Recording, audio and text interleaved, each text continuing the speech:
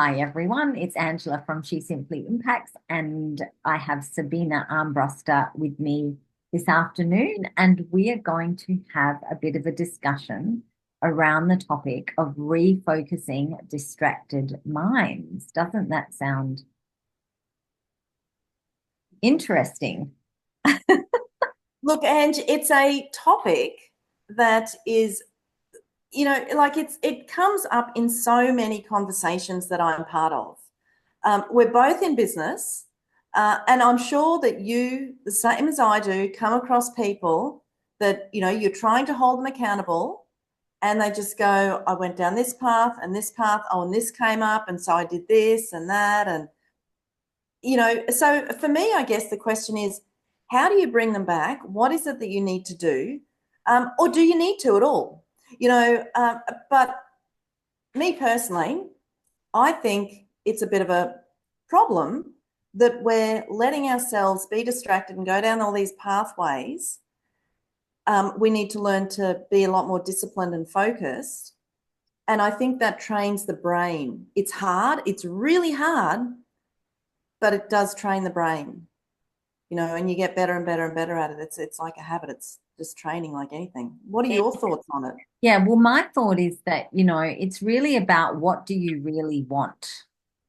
Because let's put it this way, if you come to coaching or a client has come to coaching and they're saying, this is what I really want, and then it keeps not happening or keeps going down pathways that aren't relevant or don't take them there, then that's when I think that it's especially important because why do you keep wanting something and then not following through? Hmm. So, how do you know that what you want is the best for you? Well, that's interesting. I think, well, I mean, I can't answer this for other people. So I couldn't answer this for my clients because they come to coaching and they tell me what they want. And I always unpack one of my important roles as a coach, as I see it, is to actually unpack the real goal. What is the real goal? Because often that's kind of relates to what you're saying, is that they come to coaching and they say they want this, but is that the real goal? And until we really know what the real goal is, I think that then there's the thing of not moving forward with it is can be more prevalent. Totally agree. Totally agree. I think it's incredibly important to work out what it is that you want. So if we then get back to the topic of being distracted and focusing, in your world, Ange, like in my world, it's a challenge. As in, when I say in my world, in my business world, with people that I talk to, with clients, it's a challenge. It's almost, I think it's almost the norm that people are distracted. It's almost the norm that people have so much on their minds that it's okay to be distracted, because everyone else is. Mm, I don't actually think that conversation is okay. mm. Um, and that might be a little bit harsh for some people, but I think if you really do want something, like we're talking about the goals, if you really do want something, then you need to take responsibility and say to somebody else, help me get there. And if I go off track, bring me back on, even if you need to, I don't know, pull me back on or whatever it is, whatever it is that you need to do to get me back on there, get me back on there. And then that's okay.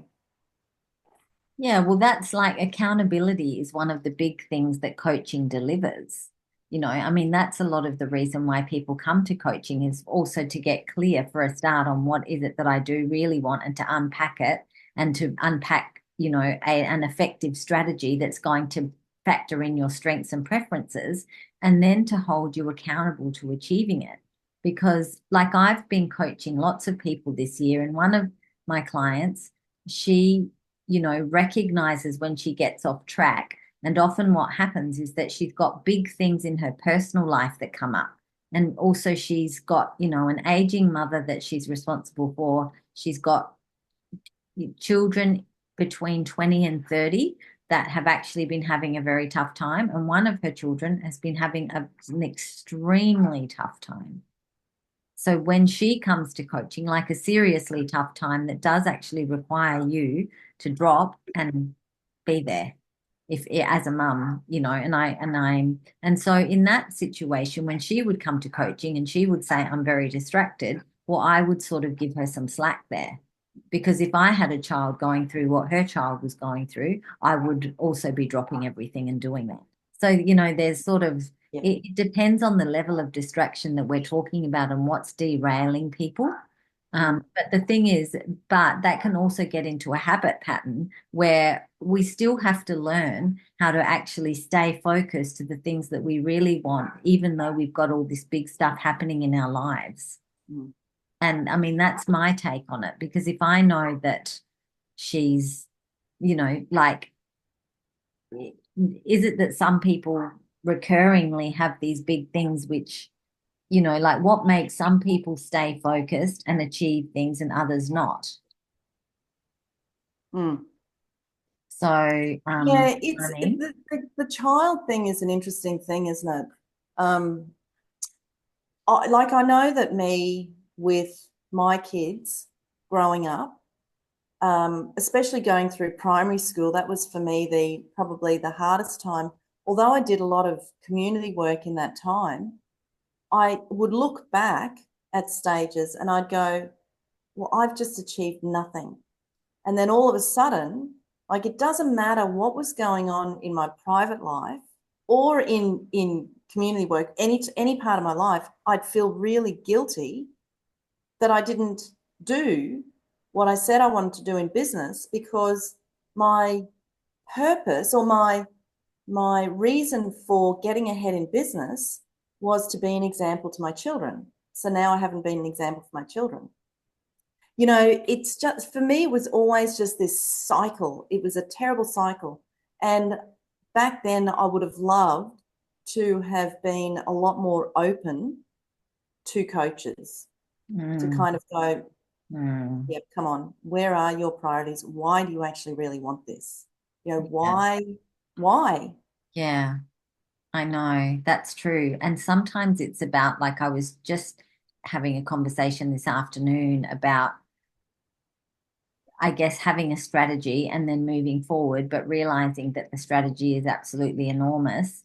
And it was sort of like the analogy of the elephant. How do you eat an elephant? You just take one bite at a time. But I think we can be very hard on ourselves. I mean, me hearing you say that, I mean, if I had a client with young children in primary school and, you were beating yourself up because you were being there for your children plus doing all that community work, I mean, that's really harsh. Do you think? No, No. because my priority was actually the kids were fine. Okay. You don't think they are at the time, but Yeah. they actually are. The kids are actually fine. The community work, yes, I needed that, but that was my distraction. Okay. Or because that for me is easier than moving forward in my business. Okay. Okay. So maybe it's setting the ground rules. When you first engage a coach, maybe it's setting the ground rules or the parameters or, the priorities. Yeah. Well, that's right. I mean, because engaging in a coach, I mean, it's a big investment. So mostly I find people that when they get to the point where they're wanting to engage in a coach and make that investment, it's like they're really ready to actually achieve something. It's like they're sick of, if they've been guilty of not being distracted or, being distracted or losing focus, it's like, okay, well, I must achieve this. And so I'm going to do whatever it takes and I'm going to make that investment. So I find that most people that invest in coaching, it's really like that drawing the line in the sand. It's part of that action of I must commit to this. I'm committing, and I'm putting my money where my mouth is. So, but it doesn't always work, because I've also coached people that have given me money and have then run for the hills And I'm the one chasing them. Hey, mate, you gave me money, like, are you going to come and do this? And basically, one client in particular that I can remember working with, he actually gave me money more than once. So he gave me money, ran, came back. Like I don't remember the interval, like it definitely over a year. And then he gave me money again, and again he did it.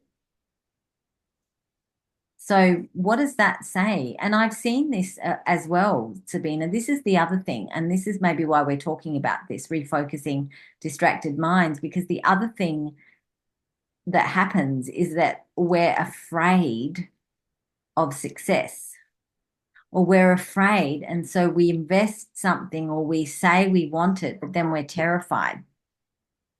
And so we run. I've seen that a lot as well, Mm, running from myself. And I've been guilty of that as well. mm, Like I've been yeah. guilty of that, where I've set something up and then I've run. Mm, mm. Yeah, yeah, and I have to say I've been guilty of that too. I've also been guilty, and I think this is quite common as well, is you invest in something because you're excited about it at the time and you go, yeah, yeah, this is going to get me there. And then time goes by, life goes on, and it's actually not what's going to get you there at all. But you're outside of any sort of cooling off period or guarantee period. And so, you just kind of go, okay, learnt my lesson. I've learnt my lesson from that. I won't do it again. But then it happens again. You get excited. You hear these stories and what can be achieved. You go, yeah, I'm going to do this. I'm going to do this. And then life goes on. Yeah, and that's very disappointing, isn't it? Mm. But It is. it is. And I read a book this year called Millionaire Fastlane by J.M. DeMarco. And in that book, he talks about that. And he talks about the difference between the process and the event, that people are looking for events. So they go to events and just like that, they go to an event or a seminar or something and they think the event is going to get them the thing, but actually the only thing that's going to get us the thing is this process that we need to commit to. And and so that's refocus. We've got to like make this commitment to a process. And when we commit to a process and a set of actions that are aligned with the thing that we believe we want and, are aligned to, then that is what moves the needle, is the So process. how do you decipher all that and sort all that out in your mind when you're that excited about something at that particular time? Because that's hard. That's hard to kind of step back and go, no, it's okay. I have a process. This is it. Does this fit in? Well, that's a good question to ask. And it depends on what sort of person you are. I mean, if you get really excited by those events and you have a tendency to, I mean, I've done that too. I've gone to events, I've bought packages and I've bought strategies that people have sold me, and I've implemented the strategies, Sabina, and the strategies didn't work. Mm, But I mm, did my bit.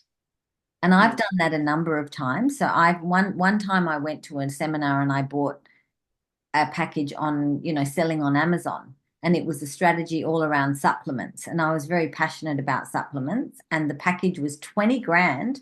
But because I knew the people that were selling it and I sort of had a long-term relationship with me, they gave it to me for 10 grand. So that was lucky. I did everything. I launched a supplement. I created it on the Amazon platform. I created the formula. I got it manufactured with a company in America. It was this amazing experience that I put myself through, and the supplement broke even. It didn't, Ah, I mean, yes, we sold it, I did it. So at least I still felt proud of myself because I backed up with action and focus what the thing that I'd purchased. But the strategy was too old. By the time it got to me, it was already saturated. It was a saturated strategy. So right. it didn't work, even though I implemented it. But, so, So, Ange, hmm. you are a particularly good action taker. You know, you say you're going to do something, and before you know it, it's done. Like, it's amazing.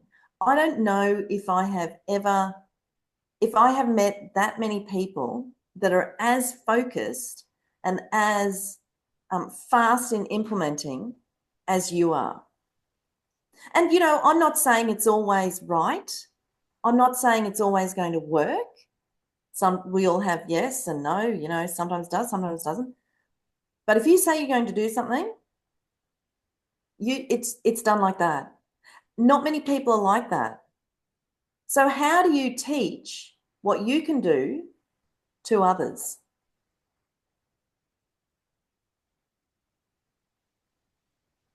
It's a big one, isn't it? It's a hard question. Because is that something that is part of you, part of your makeup, and you actually can't teach it? And if you can't teach it and it's not part of someone, is it then that you have to then have that person realize that they need to take responsibility if this is what they want, if this is their big why, what they feel is their purpose, where it is they need to be going, then let's prioritize that. And this is what you need to be doing every single day. And maybe that means they have to pay to be contacted every single day. Funny you should say that, because one of my programs that I launched in my coaching business was an a habits accountability program. And that guy that I was telling you about that paid me money and then ran, he came to me for that. So it was a free trial. It was a 2 week free trial where I held people accountable to what they actually said they wanted via text. So they could bring any habit to the program. So it could be related to business, to sales, to, exercise, to, one woman even brought that she overate. So her thing was she just wanted to stop and pause before she ate something. I had an array of people, and I was and then they had to commit to me. They had to text me. They were supposed to, and they weren't. And so I Mm. was there texting them at the end of the day. How did you go? How did you go? How did you go? And it was really interesting. And I did work with clients on an ongoing basis from the 2 week free trial, and I ran these Facebook ads to that. But then I think at once I've done that for a while, I realized they're not the sort of people I want to work with. And look, Ange, that is actually a really good lesson for a lot of people, for people that are coaches or wanting coaches. That, if you're not somebody that is prepared to actually commit and take action, well, coaches don't necessarily want to work with those people, or those people don't necessarily want to work with, they need to realize that coaches don't want to work with them. No, but coaches can't solve people's problem. I mean, all we can do is facilitate. We can help unpack. We can help clarify. Is this the real goal? What is the business that lights you up? And that can be something the business model, once you've grasped the business model that's right for you, for your strengths and preferences, but I can't make you do the work. And that's why now how I structure my coaching packages is that they're not, I used to coach, you came to coaching every fortnight or every, every 2 weeks or whatever, or that is every fortnight regularly, you know what I mean? And now I just sell coaching in blocks, because I recognize that what I've recognized more and more is that this is what happens to people, is that this focus thing, because I don't know, is it something to do with the time that we live in, that, we're all very overloaded. Everyone's just got so much going on, that, and so I've learned to let go of the pace. See, if it was me, and it was my pace goes at this. So I think it's also about figuring out what your pace is, You and know, yeah, you know what I mean? oh, this is another one of those topics of mine, is the pace. So I was actually talking to a lady a couple of weeks ago. I was interviewing this lady, and she was really excited because she had discovered how to watch YouTube clips on 1.5 times the speed. And that's how she was watching everything now. And I know what that's like. You know, when you listen to an audible book or audio book and you realize that you can actually process 1.5 times the speed, that's what you do. And I went through that. I went through doing that for years. But I now go, no, I'm going to actually listen to it at normal speed because I need to slow down. And because I found that as I was listening to that faster and faster, everything else was getting faster. You know, it was like my brain was ticking over faster and faster and faster, but I wasn't absorbing everything. Like I was Mm. only absorbing half of the things. Yeah. It's interesting. And I may be absorbing the Audible book, but was I absorbing everything else that I was doing? No. Mm. Was I absorbing the conversations I was having? No. Mm. You know, and I find that when, you know, like our brains aren't meant to go that fast. Mm. So I think we just, and if we do that, well, then balance it with some downtime. Yeah. Like balance it with some serious, Yeah. just sitting, breathing, slowing down time. It's not good for our brains. It's actually No. not good for our brains. It's not good No. for us. No, and so that's, so I think as a coach, like I might be someone that quickly implements things, but I've learned to also adapt to the pace of my clients. And so that, and what is their goal? Because it's not my agenda. I mean, yes, I know that I have an agenda for my clients, which is for them to achieve their goals. And I want them to do that quickly. I mean, one of my value propositions is fast tracking. Why would someone come to me so that you can fast track things? So that's something that, I've said this before that, I'm just someone that likes to get from A to B as quickly as I can. But what for? Because when I get to B, then I get to breathe and stop. But, so it's sort Or of do you? probably not. No, probably not. Because I'm, I guess I don't know. I mean, everyone's so different. And so I've learned how to, like, so this question of, if we go back to the topic, refocusing distracted minds, it's like, well, when you set up an accountability structure, it's like, well, what is the pace for you? So we talk about the pace and what does success look like for the person and for the client? Because if success to them looks like this and it's at that pace, and then they come back to coaching and they're out of their own time frame, they're not hitting it, then we've got to have those deeper conversations about, you know, what is getting in the way and how can we learn to navigate so that you're achieving what is important to you, because if it's like, as you were saying before when your kids were small, like you felt disappointed when you weren't hitting those things that you wanted for yourself. And so there is that disappointment, and then there's that letting ourselves down, and then there's that spiraling, and then we don't feel good about ourselves. And so it's sort of like, but it does take a while to understand who you are and who you're not. Like Mm. discovery, like if there was anything that I would suggest that you fast track, and that's self-discovery, because the self-discovery really does impact so much about whether something's going to succeed or not if we take it on, because we don't understand who we are. And so therefore then we don't know what's going to trip us up, and we don't know what the real goal is because we don't really know ourselves yet, It's all, Totally agree.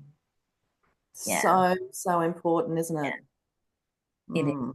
And that's a big journey. And it does, I mean, I look back and I think, if only I could have fast tracked my self-discovery. But really, I mean, that's sort of ripping myself off on one level, thinking that, because, you know, I've got my own journey, and Mm. certain Mm. things just didn't reveal to me until later on, or my confidence didn't come to fruition until a certain point. And, so Mm. Yeah, I think self-discovery is so incredibly important. So incredibly important. I was talking to a friend of mine, actually. She's not happy at work where she is. And she's been looking around for other work. And she's found another job, but then she kind of went, and she's got the job, and then she went, well, do I actually really want it? And I said to her, okay, so when you go to work, walk in the door and pay attention to how you feel and what is going on around you. How do you feel about all those things that are going on around you? The people, the work. And when you actually do your work and you finish something, how do you feel? Is that what you want? And pay attention to how you feel and then think to yourself, is this what I want to do more of or And what not? did she say? Well, today's the day. So we'll see. So she didn't know that before you asked her that? No, because I think people get into the pattern of just going to work and they focus on the negative, and that's what they see. And then they get into that habit. It's like a habit again. You just go to work, you focus on the negative, go to work, focus on the negative, go to work, focus on the negative. And then when you get into a bad pattern like that, it's hard to step outside of that and see the good Mm. until someone points it out. And you probably know that you need to look for the good as well. But when someone points it out, you go, I actually just needed to hear that. And I think that's what it was for her. She just needed to hear that and then go, okay, that's exactly what I need to do. I'm going to go to work today and for the next few days, and I'm going to be aware of what's going on. And then I'm going to make a decision. Am I going to take that other job? Or do I need to have a conversation with my boss here to understand where I want to go and what it is, what my needs are, how Mm. I can fulfill my needs here in this role? Mm. Interesting. Hmm. It is interesting, but it comes back to self-awareness, Mm. comes back to self-development and understanding yourself. Yeah, it does. It does. And yeah, I think distraction is the same. You know, Sometimes I'll get onto my phone and I know I'm picking up my phone to send someone a messenger message, right? And then because Messenger is, well, so close to Facebook, right? I find myself scrolling, then I'm going, hang on, how did I get here? Stop. Now go to Messenger. And that may have been 2 minutes, it may have been 10 minutes. But once I actually realize that and I go, oh, hang on, what am I doing here? It's easy for me to switch back to where I was supposed to be. Yeah. Yeah. That's because I'm now in that habit of going, oh, hang on, that's Yeah. not where I'm meant to be. I'm not No. going to miss out on anything on Facebook. Let's face it. Yeah. Um, I'm just going to move on to where I'm meant to be. Yeah. And I Yeah. think we've just got to, Yeah. we just have to be disciplined and learn those things about ourselves that that's what we need to do. Yeah. Yeah. No, I can relate It's to like that too. conversations. So here's another one, Ange. It's Yeah. conversations. Let's say we're having a conversation and my phone beeps and all of a sudden I go, oh, hang on, hold on. Just got to send this text. Oh, yeah, what were we talking about? Like for me, they should be turned off. We're in this conversation. Let's focus on this conversation. I want Yeah. to hear what you're saying. I'm here for you. You're the most Yeah. important thing to me right now. Yeah. Yeah. No. And that's so true. And I think that That's that all distraction, isn't it? I know it is. It is. I mean, that's distraction in its purest definition, and I think that a lot of us are facing this because the other night that happened to me too. There was an email. A bunch of people were going to buy some flowers for someone, and we just had to deposit some money. So I picked up my phone to deposit the money and get the bank account details. And then I did exactly what you were saying. And I lost, what did I come here for? I did not pick up my phone, and I lost what I was doing and then I remembered. And so I'm really conscious of my phone. And this week I've gotten a watch so that I don't have to pick up my phone all the time. And when I have to do some very focused work, I get rid of my phone, I put it upside down, or I get rid of it altogether. And I feel so good. When I get done what I said I wanted to get done, what I said I needed to accomplish, I feel like $1 million. And that's what we're ripping ourselves off, ripping ourselves off of.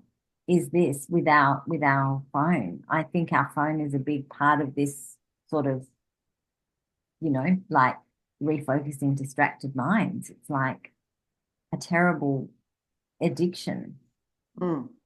Yeah, I agree. I went to this conference once. It was a 3-day conference, and we walked in, and on the table in front of us was a black envelope.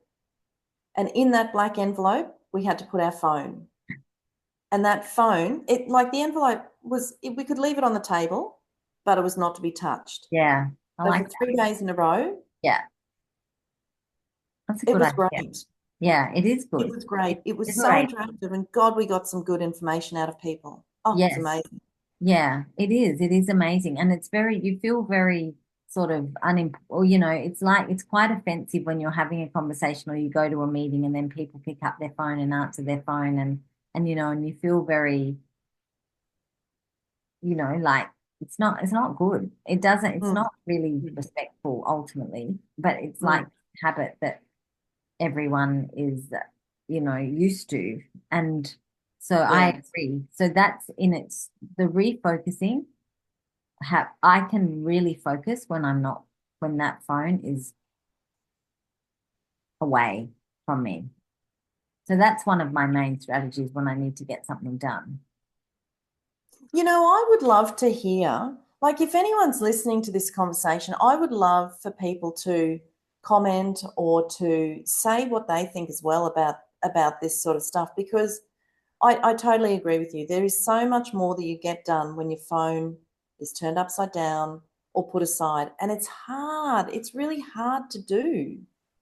But once you start doing it, you realize that it's so much more productive and how much better you feel. Mm, It's a habit that you've got to form, and you have to just go, it's okay. I don't need to be on 24/7. I yes. don't need to be, if I was in a meeting right now, if I was in a really important meeting right now, I people wouldn't be able to knock on the door and interrupt me. So why do I allow that to happen Yeah, every day?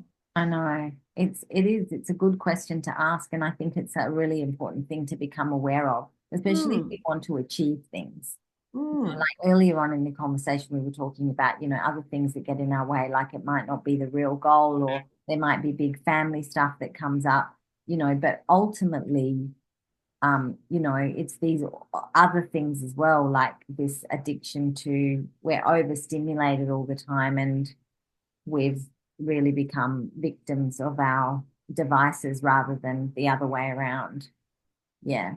And that's sad, I think. So, Ange, do you think that having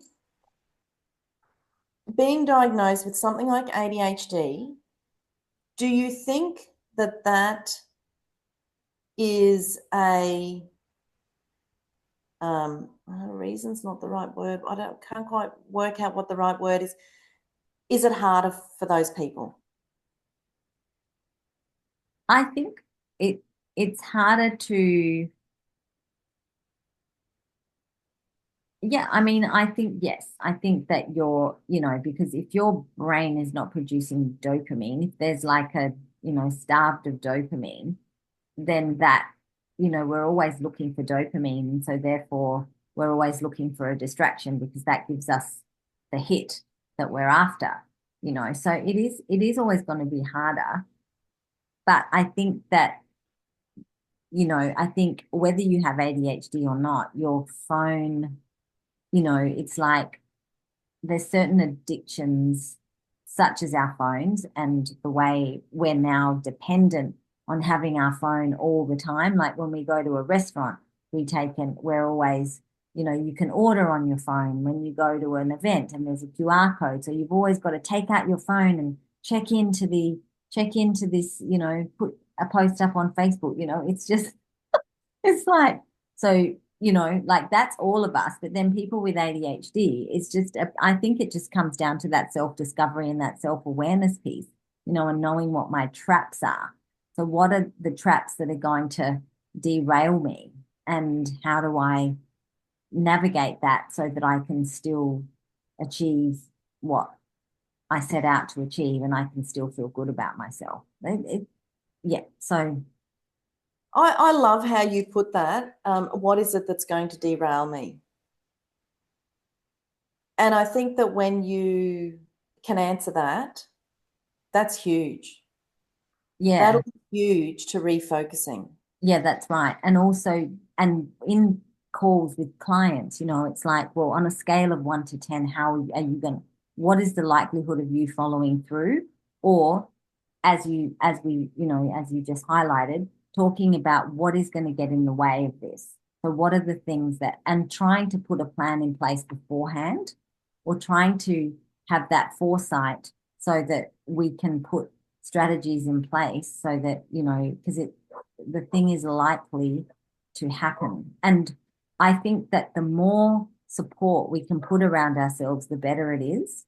Like I've got a client, I mean, I have lots of clients, but one of my clients, some are, way more motivated than others. Some have undiagnosed ADHD. I mean, I know they've got ADHD, and I can sort of, suggest it and things, but it's not my job to and so I know that everyone has a different pitfall. Everyone has a different thing that's going to derail them and a different pitfall. And so it's really the more foresight we can bring. I mean, even with foresight, we're still subject, it's not 100% guaranteed, but at least it's more of a guarantee. And what I was going to say before was that putting all the support around ourselves. So if you need to see a psychologist or a counselor or something, that you've got a coach, you've got that person, you've got a community. You and I have spoken a lot about community, and that's been a Mm. lot of the interventions for you, Sabina. Communities always comes up as the biggest intervention to everything. And I agree with you there, but just putting all these pillars around ourselves, because one pillar is not enough if we really want to achieve success. Because, there's that, that picture of the iceberg where you see the little tip, and that's all we see. We see the tip, which is the success, but we don't see everything underneath it. And so part of it takes a village. And so, to achieve something, it takes a village as well. And it takes a lot of you need a lot of support and a lot of pillars around you in order to help you mitigate these things like the distracted mind, the addiction to the devices, our own saboteurs and our own things that we're afraid of, maybe of success, or, generally fear of success is actually huge. I reckon fear of success is actually one of the biggest saboteurs, more than fear of failure. Hmm. But Interesting. anyway, I mean, we're all doing our best. And the thing, I went to tapping this week with Jodie, Emotional Freedom Techniques, which she's from Canada, and she's our emotional freedom techniques expert on the She Simply Impacts panel. And what came up for me was that I had the vision of what I'm achieving. So I've got, in my coaching business, it's like and then, but then there's this little voice that comes and derails me and says, oh, that's pathetic. That's really sad. And she really called me out on that. And she said, well, can you bring some self-compassion to that? And so, and it's like, yeah, well, that's the self-compassion piece, which is where we really are doing our best. Hmm. And at the end of the day, if we keep getting derailed, coaching is one of the best interventions, community is the best intervention. That's why we've set up She Simply Impacts, so that there's no barriers. That it's accessing support and community and help is affordable. But we're still human, we're still going to get derailed, and it's okay, we're doing our best. Hmm. Hmm. There's a lot in that, isn't there? There is a lot in that. Well, so Ange, what have we spoken about today? So we've talked about understanding ourselves, how important that is for staying focused, for not letting ourselves be derailed, or understanding what it is that derails us. We've talked about um, really immediate strategies that are hard and they're small, but they make a big difference, like putting your phone aside or turning notifications off. What else have we talked about? What other strategies have we talked about? Well, we've spoken about, this interventions of putting a lot of support structures around ourselves in order to make sure that we are going, that follow through, giving ourselves the best chance to follow through on our dreams and goals because it's so easy to give up. We've talked about habits, Yes, we have. creating habits. Yes. We've talked about taking responsibility. Mm, we have. And we've spoken about like unpacking so that we're making sure that we're really focusing on the real goal that is the thing that really lights us up, and that's so it's what we really want versus what we think we want. And that clarity, which can take it's very helpful to have a coach help you unpack lack of clarity or a bit of confusion or Yeah, well, that's it. And it's getting on that path of why you here. What is it that you really want? What is that purpose, that fulfillment? What are you looking for? yes, that's We've right. talked about a lot of things. And you know what? I think any of those strategies, if people can just implement one of those strategies, nail it, and then look at another strategy, that would make a massive difference. It would absolutely, absolutely, absolutely. And I think that this week I feel like I've really done a good job of keeping the device away. And I've noticed like this week I've achieved something that was kind of on my list for a few weeks, like I've got a big list and I haven't even touched it, like I write down my list and then I don't, then it might take me a few weeks or even 3 weeks to get through that whole list. But at least it's there, everything's there.